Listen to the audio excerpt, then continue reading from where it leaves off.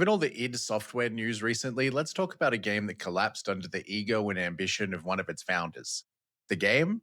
John Romero's Daikatana. The story begins in 1996 when John Romero leaves id Software after working on Quake and Doom to form Iron Storm, where the goal was to make games he wanted to make without oversight or interference. Daikatana was soon announced to be a fast, story-driven shooter with RPG elements and AI companions. John Romero was also a huge fan of classics Chrono Trigger and Ocarina of Time, and they became two heavy influences for the game.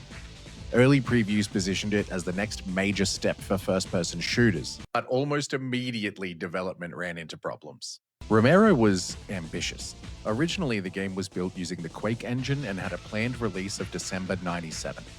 John Romero wanted features that weren't available yet, so as id Software updated their tech, Iron Storm repeatedly tried to integrate new builds. This caused months of rework and rebuilds. At E3 '97, when he saw a Quake 2 demo, Romero decided to switch engines entirely to this newer one, which he didn't even receive until February 1998. This change reset large portions of development again. The companion AI intended to be a defining feature never stabilized. Companions frequently blocked the player, got stuck in geometry, or died instantly, forcing restarts.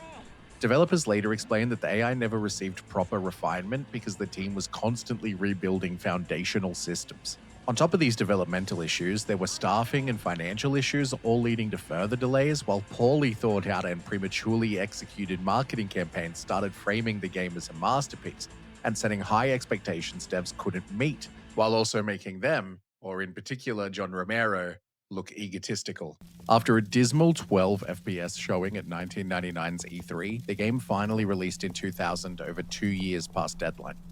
Sales were low and reviews were negative across the board. Critics cited outdated graphics, uneven difficulty, and broken AI. The game's time travel concept was ambitious, but the execution felt inconsistent. Daikatana didn't fail because of one mistake. It failed because the amount of small mistakes meant they couldn't recover. And that's why its story is still important today. It's a reminder that ambition is nothing without execution.